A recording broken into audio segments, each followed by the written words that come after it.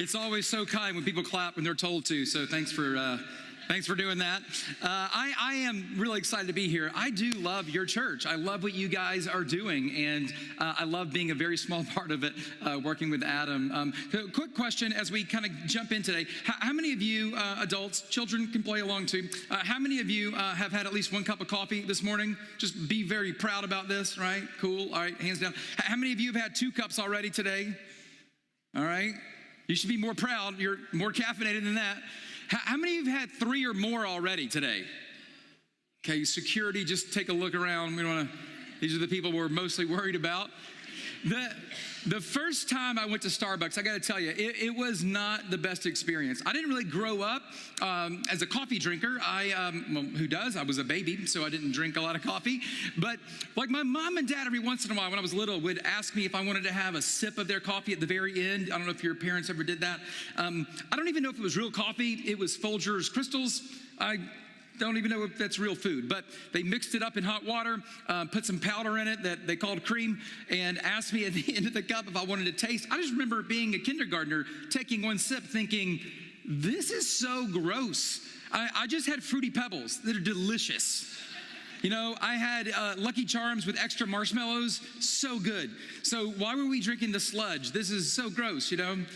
I got to college and I drank a little coffee in college, but only at Waffle House, like at 1 in the morning. I would drink, it wasn't coffee. It was sugar and cream with a splash of coffee. It's kind of how I rolled when I was up all night preparing for a test. And so when I graduated and went to work, some of you have experienced this. You went to work and you kind of still feel like a kid. I mean, I was like 22, but I felt like a child. You go to work and I show up the first day, no one is in their cubes. No one's in the office. And I thought, so did I show up on a holiday? Did we get the HR date wrong?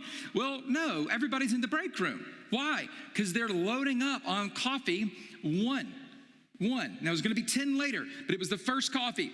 So I didn't want to be left out. I mean, I want to be a real adult. So I walk in, see everybody, and I don't like coffee, but I, want to look like an adult. So I get some hot water. I make hot chocolate, put a lid on it. I have like a kid's meal, but I'm walking around with my kid's meal drink, with all the real adults as they drink their coffee. And it was so weird. What I didn't realize, especially at that age, is how much coffee was going to be consumed in that corporate area. Like, they went in the morning, right, to start the day. 10 o'clock, there was coffee, mid-morning coffee. There was lunch coffee. There was afternoon coffee, 1, and then 2, sometimes 3, depending on how many meetings. And then some people even got go-home coffee. Well, I didn't want to be left out. I must have had 8 hot chocolates that first day. I mean, I was loaded down with hot chocolate, that first day. So when my friends asked me to go to Starbucks, I wasn't that excited, but I assumed they have hot chocolate, right? I mean, everybody drinks coffee in the world. I mean, the real adults maybe, but there's some people like me. So my small group of guys, they go, let's go to Starbucks. I say, yeah, okay, where is that? Okay, I've seen the logo. I show up. Now, I don't know if you are a huge Starbucks fan or not. If you are, it's cool. I get it. It is a confusing place to go. Like, there's nothing in English.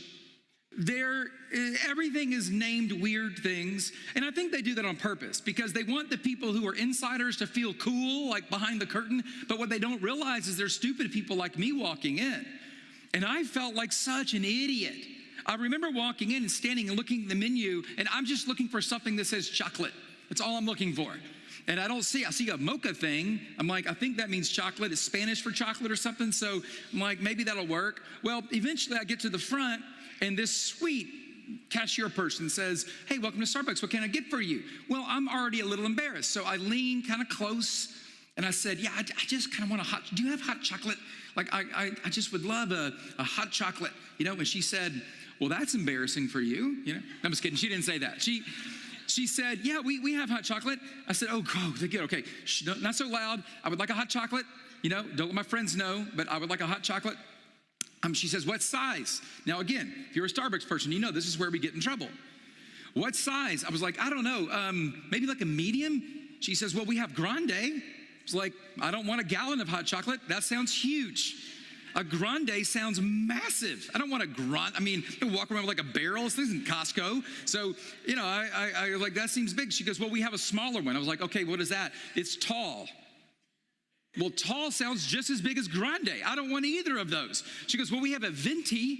It's like, what is that? She goes, it's really big. I was like, okay, just surprise me with the hot chocolate. Just surprise me with the middle version of hot chocolate. She says, okay, how much is it? Whatever, $8 or something, you know? I'm like, well, here's $20. Stop asking me questions. So give her the money. I don't know what's about to happen. Had I known, I would have made something up. But she says, what is your name? I didn't know. So I said, Gavin. Huge mistake. Come to find out 5 minutes later. So I pay, go to the side. My friends have already ordered, right? They're sitting down, and they're like real adults, right? They're sitting down. Chris is there. The lady goes, Chris, your French press is ready. I remember I looked at Chris, I was like, ooh la la, that sounds really fancy. Like, look at you, you know, French press. I don't even know what that means. Like, it's like a workout thing, I don't know. So gets the French press. Somebody else got something with 13 names in it, my friend Jim. And then, now it's my turn. And I know it's coming. Like, I know it's gonna happen, but I had no idea how bad it was gonna be. I think they did this on purpose. The girl who took my order says, grande hot cocoa, no whip for Gavin. I mean, I looked around, I'm like, who is Gavin? What a loser. And who wouldn't want their drink whipped? I want to whip everybody. Like, this is amazing, you know? It was so embarrassing. I mean, I think I just sat there with my friends with my head on the table for about 10 minutes. My hot chocolate was ice cold by now, you know? I walked up there sheepishly like a little kid and got it, you know, and came back, and I don't know, it was so weird. Have you ever had that moment like where maybe it was at Starbucks or maybe it was somewhere else and you felt like everybody was looking at you? You felt like everybody was judging you. And they weren't, but it felt like everybody was just laughing at you, making fun of you.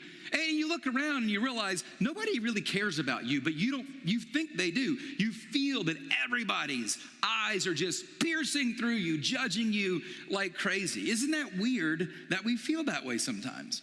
Mark Twain has this great quote about it. I just love it so much. Mark Twain said that man is the only animal that blushes. Isn't that true? Like you've never been to the zoo and seen a monkey blush. And listen, they should be blushing. They do some gross things. They're not embarrassed at all, right? Man, people, humanity, we're the only people who seemed to get embarrassed. Now, of course, I'm a real adult now, right? I'm 49. Like, I know how to go to Starbucks. I know what all the words mean. Like, I know how to order a grande upside down triple caramel macchiato with light foam and oat milk. I totally know how to do that now, you know? But back then I didn't. And it was so embarrassing. Like, it was so weird to feel that. Now, here's the question. Why did I feel that way? Like what was it in me? What is it in us? What is it in all of us that feels that way? And I think the word might be shame. We just feel shame. You probably know what shame is. Let me just make sure you know. Shame is a self-conscious emotion, which means nobody forces you to feel it. You choose to feel it. It's a self-inflicted, self-conscious emotion, and it's created from feelings of inadequacy, unworthiness, dishonor, or regret. There's some other things that can cause it too. But shame is not something that someone can make you feel. Shame is something that you decide to feel. When you go to Starbucks for the very first time and you order like a kid and they're asking you questions that don't make sense and it's in Latin or Greek or something that you don't understand. And what do you feel? You feel inadequate. I'm not like a real adult. Like I'm like a 5-year-old here, you know? I shouldn't even be here. I can't believe they're even taking my money, you know? You feel unworthy. You feel unworthy. And you have felt this in every area of your life probably. You've been in a moment where you felt inadequate and you felt ashamed. You have felt unworthy and you felt shame. You felt dishonored or you had a regret. You looked back at something that you did. That's spring break or, you know, the trip to Vegas. They were like, everything stays in Vegas. And you're like, well, that was a lie. You know, what happened? It didn't stay there. It followed me home and it's still following me. And you regret it and you feel shame because of it. Shame is such a powerful emotion. And we all know that, which is why maybe you grew up in a home where your parents said this, or if you have kids, maybe you've been tempted to say, you ought to be ashamed of yourself. Of course, that's a dangerous thing to say, but we say it. Why? Because we know how powerful it is. Your mom, your dad said it because they knew how powerful it was. They wanted you to change your behavior. So they said, you should be ashamed of what you just did. Of course, shame isn't really what they want you to feel. They want to change your heart, but shame doesn't really change your heart. Shame destroys your heart. What they really wanted you to feel was guilty for what you did. Guilt says you did something wrong. Shame says you are something wrong. Guilt says that, yeah, you should apologize for that. Shame says, I don't even think you can apologize anymore. Now you are the problem. You didn't create a problem. You are the problem. Shame, it kind of embeds itself into our identity. Shame says, you're not blank enough. You're not smart enough. You're not strong enough. You're not tall enough. You're not good enough. You're not pretty enough. You're not thin enough.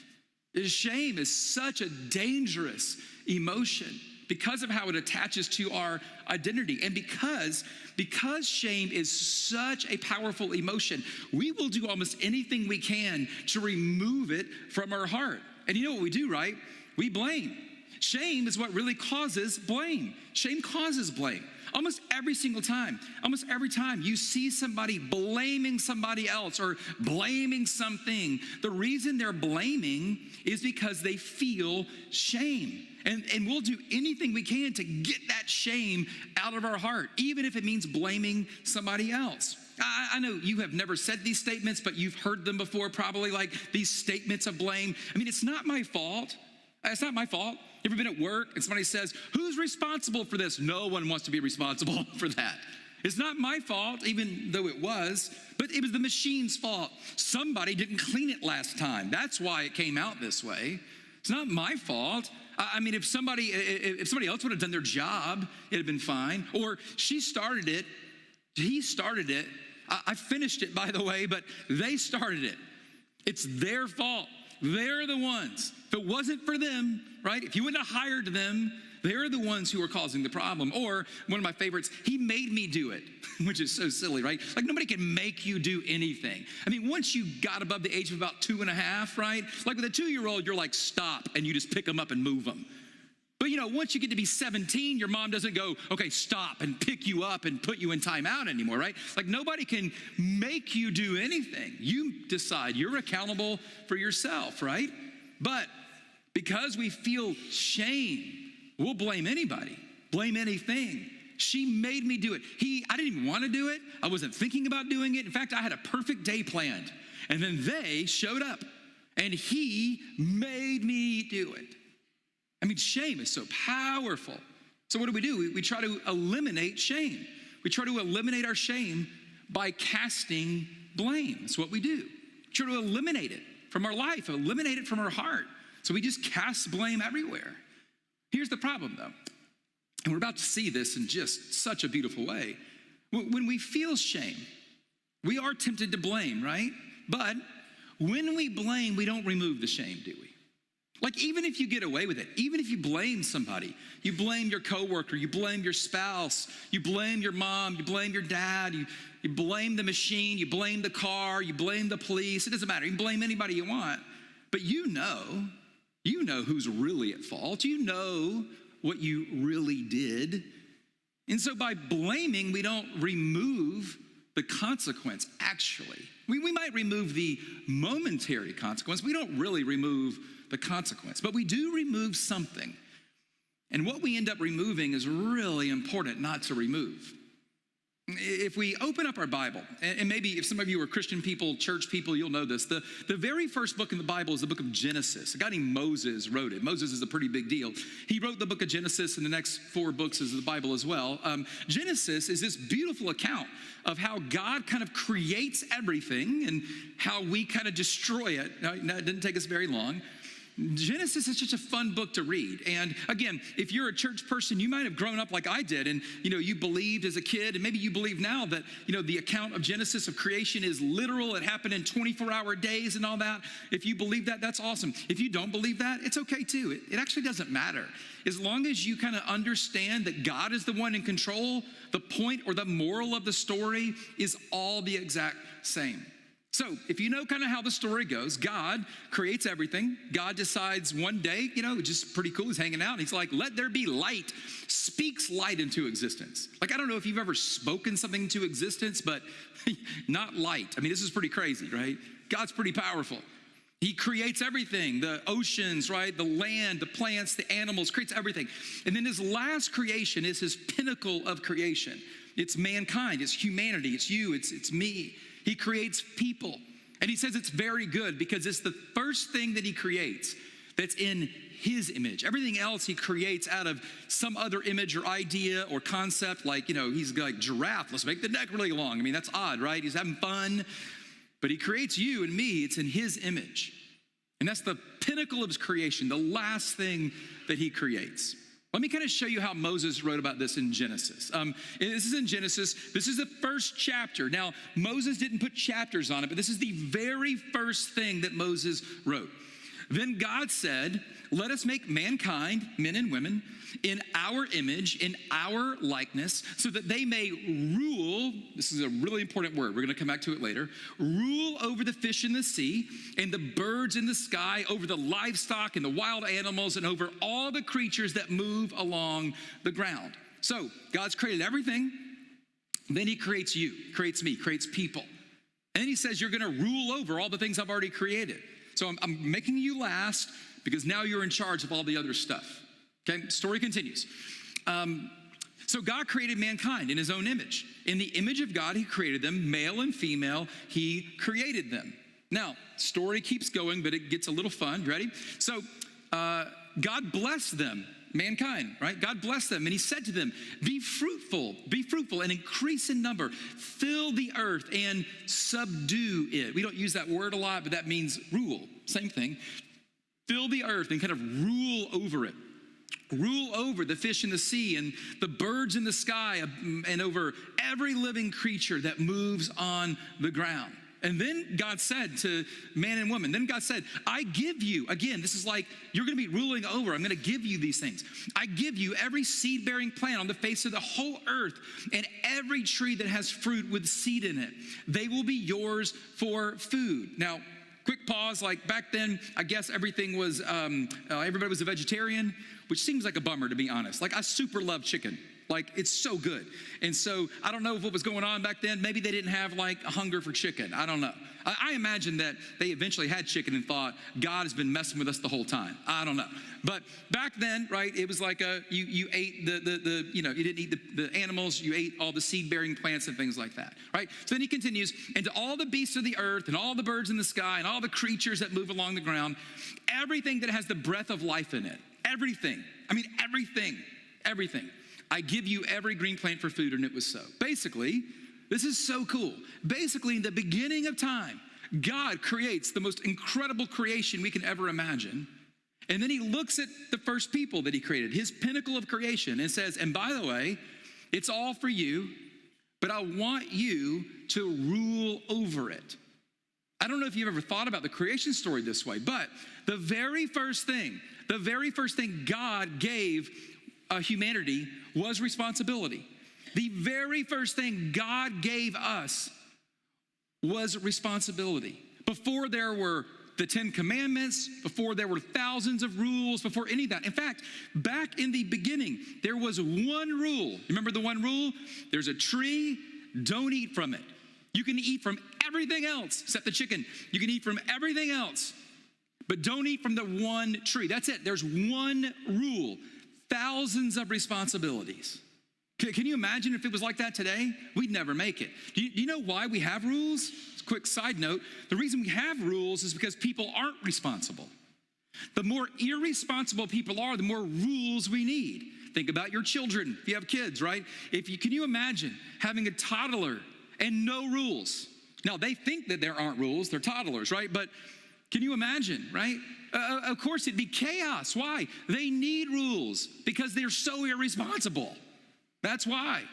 Countries have to have rules because people are irresponsible, but not in the beginning.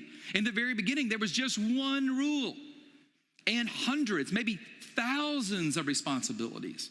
which means an important part of this creation narrative is just this, that God made you to subdue. God made you to rule. Or to say it another way, God made us to be responsible. And he has given us so many responsibilities. God made you, God made me, God made us to be responsible. And he gave us so many responsibilities. Now, this little part of the story continues, and it's probably one of your favorite verses in the Bible. Adam and his wife were both naked, and they felt no shame. Now, it's weird that Moses included that. You're like, well, that's kind of a weird thing to add, you know? But there's a reason. I've talked a lot about toddlers, so let's just go back there for a minute. If you have a kid, you know, you did this too, by the way, which is embarrassing to think about. Your mom probably has a picture of it, right? Do you remember when you, when you had little kids maybe, and you put them in the bathtub, they're like 1.5 or 2 years old. You remember this? And like they're having so much fun in the bath. I mean, they love it. And what is it? Is it they love swimming? Maybe. I think they just love being naked. Isn't that right? And then what happens when you take the 1.5-year-old, you take the 2-year-old out of the bathtub? What's the first thing they do? They sprint away from you, completely butt naked, running through the house, right? Why? Because they feel no shame. They feel completely unashamed, right? Now, can you imagine for a minute if a 40-year-old walked in and did that? Like if a 40-year-old started running through and they do it at baseball games every once in a while. It's really insane, right? Right? And they get tackled very carefully, right? Why? Because they should feel ashamed. They shouldn't do that. But a little kid doesn't feel that yet. They haven't been taught that. That's kind of how it was in the very beginning. Adam and Eve, they didn't feel ashamed. But that lasted for about one chapter. I mean, it was a really good week, but it was a week. There's one rule: don't eat from this one tree. Well, Adam and Eve, man, they can't help themselves, you know? So eventually they are deceived and they go have a piece of fruit from this one tree. I always say it's an apple. I don't know, maybe it was a pear, who knows, a peach, I don't know what it was. Something, and it was really appealing. It was really appealing. Moses kind of picks the story up, and here's how he writes about it. He says, when the woman saw that the fruit of the tree, the one rule, that tree, was good for food and pleasing to the eye, and this is important, and also desirable for gaining wisdom. God didn't tell them that, but they were deceived by the evil one, the enemy, Satan, to believe that. She took some and she ate it. She also gave some to her husband who was with her, and he ate it. Now, just quick pause in the story. Adam and Eve are walking over. Eve says, well, the serpent told me that it's delicious. It's the best fruit in the whole place. And it's going to help us be more like God. So I think we should eat it. Now, I don't know what Adam was doing. Have you ever seen those videos where we're like, I don't know, let's try it. I think that's Adam. I mean, it isn't like Adam's like an acre over hanging out with the elephant, and Eve's over here sneaking around. Adam's right beside her. And he's like, I don't know, man, let's see what happens. You go first. I mean, what a great guy. What a winner, You try it. So they both eat from the fruit. And immediately, everything changes. Everything changes. Then the eyes of both of them were opened. And they realized, this is so nuts, they realized that they were naked. Can you imagine? It was like all of a sudden they went, oh, shoot, They realized it. And they sewed fig leaves together and made coverings for themselves. The story continues. Then the man and his wife heard the sound of the Lord God as he was walking in the garden in the cool of the day. Apparently God walked around all the time, hanging out with Adam and Eve. I mean, can you imagine that? All the time, every day, they're just chilling together. It's like small group with God as your leader. It's incredible. So God's walking around, but they're afraid, right? And they hid from the Lord God among the trees of the garden. But the Lord called to the man, where are you? This is so funny. God, man. I mean, God knows. You imagine playing hide and seek with God? It's like the worst game ever. Like God counts to 10, he's like behind the rock, behind the tree. I mean, it's awful. God knows where they are, but he also knows what they have done. And so Adam kind of pops up. He answered, I heard you in the garden, and I was afraid, for the very first time, by the way. I was afraid because I was naked. So I hid. God responds kind of like a parent would respond. God responds and he says, who told you that you were naked? Who told you that? He says, have you eaten from the tree that I commanded you not to eat from? It's like when your kid has like cookie in their face, Did you eat the cookies? They're like, no. Did you eat from the tree that I told you not to eat from? Of course, God knew that they had. As they're standing there with their like leaf diaper or whatever they're wearing, And so Adam feels so bad, He's afraid. He realizes what he's done. He feels terrible about it. So Adam kind of stands up from the rock and he says, yes, I did. I take full responsibility for my actions. Do with me as you will, but leave Eve out of this. She is innocent. 4 of you have read the Bible. That is not what happened. That's the not real version of the Bible. That is not what Adam did. Do you know what Adam did? He did the exact opposite of that. Here's what Adam actually says. The woman you put here with me, I didn't even want her. She gave me some of the fruit from the tree, and I didn't want to be a jerk. I ate it. But what kind of guy would not, God, come on. First of all, I didn't even want this person here. I was totally okay. I was naming the animals. We were having so much fun. You can ride a horse, Scott. Did you know that? I've been riding around. This is amazing. And I was excited. I went to sleep and woke up and there was a naked woman. That was kind of cool. But honestly, I didn't ask for that. It was totally okay. It was kind of fun for the first week. And then she went and did this. Here's all I know, God. Seriously, this is what I know. Eve started it. You created her. I don't know whose fault it is, but it's one of yours. I'm going to hang out. You guys figure out who's in trouble. Just let me know. That's what Adam does. He blames God and Eve. Why? Because he felt ashamed. And every time we feel ashamed, what do? We blame something. We have to. The emotion is too powerful. So then God turns to Eve. He says, the Lord God said to the woman, what is this that you have done? And what does she say? It was the serpent's fault.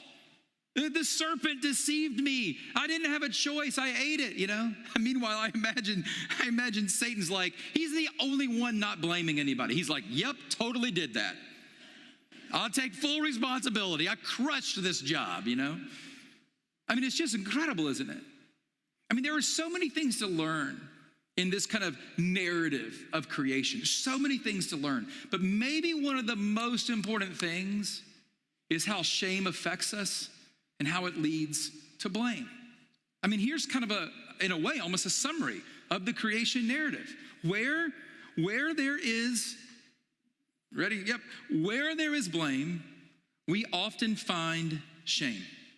Almost everywhere you see blame, there is some emotion of shame. And where there is shame, we often find irresponsibility. Almost every time. Almost every time we feel ashamed, not every time, but almost every single time we feel ashamed, there's some amount of irresponsibility that has created it. It's one of the most important elements of the creation story. It's one of those important things that we got wrong in the very beginning. And since then, we've been trying to get it right, but we just don't know what to do with it. We don't know how to deal with the emotion. But as we said earlier, God made us to be responsible. God made us to be responsible, and he has given us responsibilities. God made you to be responsible, and he has given you so many responsibilities. If you're not a Christian, you're not a Jesus follower, not a church person, I am so glad that you're here or you're listening, watching, and I don't know why you're here. Maybe somebody promised you to meet somebody cute, or you're getting a free breakfast out of this. I don't know, but I'm so glad you're here. And here's the reality. You can take the God part out of this if you want. You can take all of it out if you want. Because even for you, there is something for you to do around this, okay? If you're not a Jesus follower, here's what you got to understand. You can't improve what you don't own. You can't get better if you can't name it, if you can't own it. If you ever go to a counselor, and we all should, by the way, because we're all a little bit jacked up. We should all go, okay? And it's your dad's fault, your mom's fault, but whatever. You should go, okay? Because they're going to ask you that, by the way. The first thing they're going to ask you is about your life. They're going to ask you about your mom and your dad or whatever. And your mom and dad probably did the best they could with what they had to work with what they knew, with what they understood. They were trying their best. No mom or dad sets out to destroy their kid. I mean, nobody wants to do that. They tried their best. But life is challenging. Parenting is hard. Your life was hard. The kids at school were bullies. There's a lot of pain in there. And you can begin to feel ashamed. Maybe you made some decisions that you regret. Maybe you felt unworthy for some reason. If you can't name it, you can't own it. You can't fix it. And if you can't name it, you can't grow from it, grow out of it. That's one of the most important parts of this narrative. I mean, every time you blame, you lose your power to change. Remember I said earlier that when we blame, we lose something? That's what we lose. We lose the power to grow. We lose the opportunity to improve. Every time you feel ashamed and you blame somebody or blame something, you just lose your opportunity to grow from it. You lose your opportunity to improve, to maybe grow out of it. But that's like a non-Jesus thing. That's just a reality thing. If we put the Jesus follower part back in it, there's something actually for us as well. See, if you're a follower of Jesus, you can't be who God created you to be if you live irresponsibly. I don't know if you've ever thought about this before, but God created you, as we've said, to be responsible, and he has given you so many responsibilities. You can't become who God created you to be if you're living irresponsibly. You just can't, because it's what God created us to do, to be responsible. I have a list I'm going to show you of some things, but I don't know if you've ever thought about how many things God has given us to be responsible for. Now, before we talk about some of these for a minute, just for a second, everything on that list and all the things not on this list are actually our responsibility, but it was given to us by God. Everything we have, and this is a spiritual thing. If you're a Jesus follower, I hope you know this. Everything that you have isn't yours. Everything you have is God's. It all belongs to him. It all came from him. Now, I know the paycheck has your name on it, but it's not yours. It's God's. Who helped you have the skills to have that job? Who positioned you to get that education or that skill set or certificate? It's all God's. Everything we have belongs to God. Now, when things are good, we always acknowledge that, right? You know, like when we win the lottery, we're like, oh God, it's all yours, you know? But then when things aren't good, we're like, oh, it's all mine. It's not going well. You know, when your kids are okay, you're like, God, I give you my children. And then one of them makes a mistake and you're like, where is God? It's all on me. I got to fix it, you know? It's all God's though. It's all God's, which means we have a lot of responsibilities that God has given to you, almost like a stewardship, or you're like a manager of God's stuff. And he's given you so much to steward, so much to manage. I mentioned financial earlier. And we all have financial responsibilities. Everything we have, the dollars we have, the stuff we have, it's all God's. And he has given it to you. He has given it to you to steward for him, to manage for him. Some of the most spiritually mature people I know are the most financially peaceful people I know. And you know why? Because when you own it all, you feel way more worried. But if you're managing it for somebody else who loves you, it's a completely different feeling. If you want to find financial freedom, just start trusting it. Just start believing that God owns it and he's given it to you to manage. I mean, this is nuts, but I have people who tell me, they're like, I can't believe God lets me keep 90% to use for myself and only give him 10%. That's nuts. Now, if you're not a financially generous person, I know all of you are, but you probably know somebody who isn't, you know, like you see, they're always so worried about their stuff. They're always so worried about their bank account, right? And the person who's just trusting God is a completely different emotion. Why is that, you know? Because they're being responsible. I mean, this is so cool that you guys are doing this, you know, for opportunities in the community. I mean, Adam talked today about how, you know, we all want to give $20 to help this organization that is doing incredible things, right? God has given you resources. How are you going to be responsible with them? I think that's an incredible opportunity to be responsible. There's some things next year that I know Adam and the team want to do to help continue to move this church forward and help do some things to impact this community, you know. I don't know. There's a lot of things you can do with the money God gives you, but I can't think of anything other than your family more important than the local church. Because the local church is God's hope for the world. It's the only place, maybe other than a kid, where you're gonna have a guaranteed return on your investment. You buy a boat, there's only one return, bust out another 1,000. That's what it stands for, right? BOAT. But what about the local church? Guaranteed return every single time. Every single time. Can't get it wrong. Physical, you have physical responsibilities. Why? Because you have a body. And I don't know if you've noticed this or not, but it doesn't keep up going well just without effort. I'm 49 now. I hear it's gonna get worse, but I can tell you right now, when I was 25, I would eat cinnamon rolls and gain muscle. I mean, it's incredible. Like, I could have all the cinnamon rolls I wanted. I love cinnamon rolls. They're so good. They're just so good. And I could have them all I wanted, you know? The first coffee I ever had at Starbucks was like a white chocolate mocha, a huge one, like the gallon one, you know?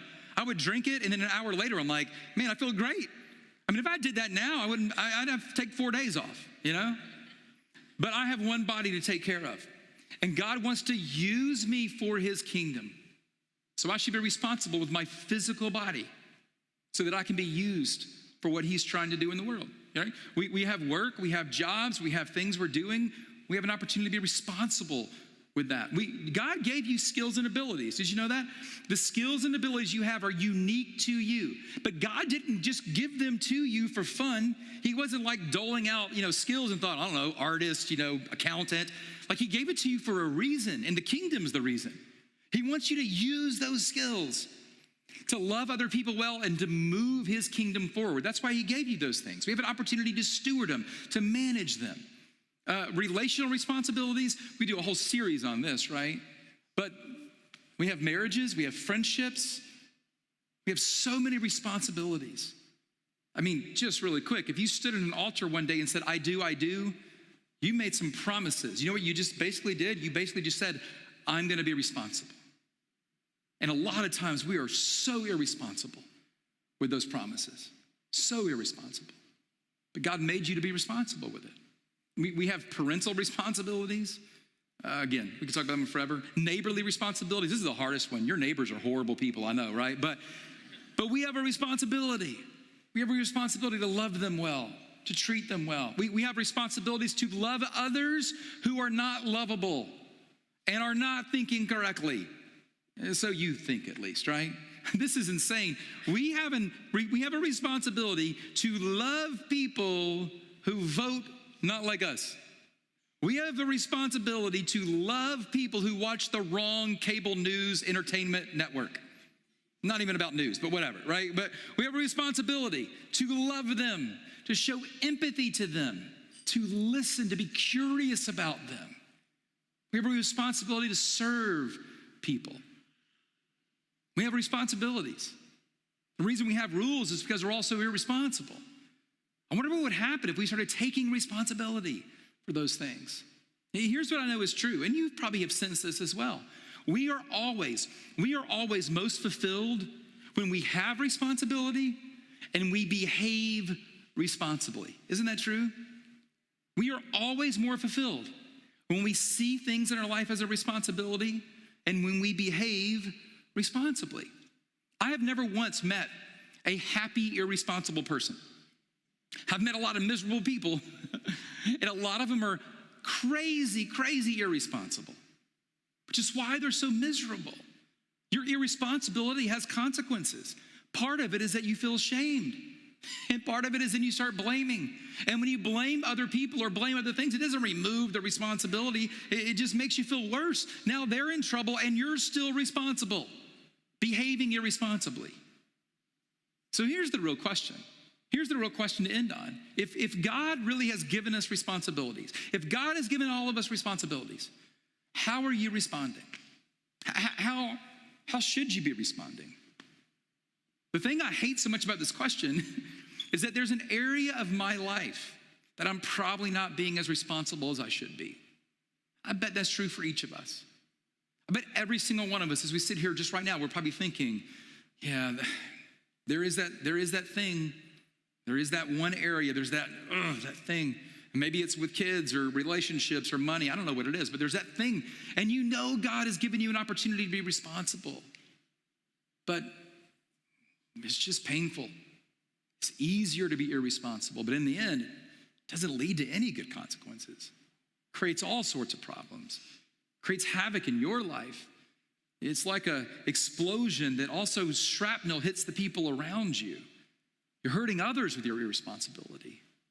So what would it look like?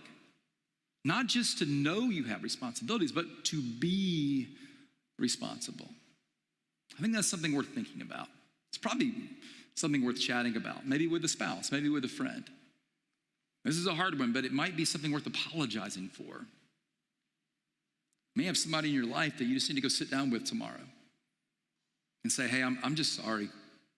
And listen, I know it isn't all your fault. I mean, but there is a slice of the pie you got to own. I just need to sit down and say, I'm really sorry. I've been irresponsible with this. I don't know what it means for you, but I know it means something. And here's the other thing I know, is that the minute you begin to live responsibly, you can begin to become a little bit more of who God created you to be. And that's going to lead to the best life you can possibly have on this side of the Garden of Eden. Can I pray for you guys? Heavenly Father, thank you so much for all of the responsibilities that we have. It is so tempting to not want responsibility because then we're not responsible. But the reality is we can't really be who we're supposed to be without those responsibilities. So God, I just pray that you help us. Give us the wisdom to see what we're responsible for. Give us the wisdom to understand even spiritually what that means, that it all comes from you.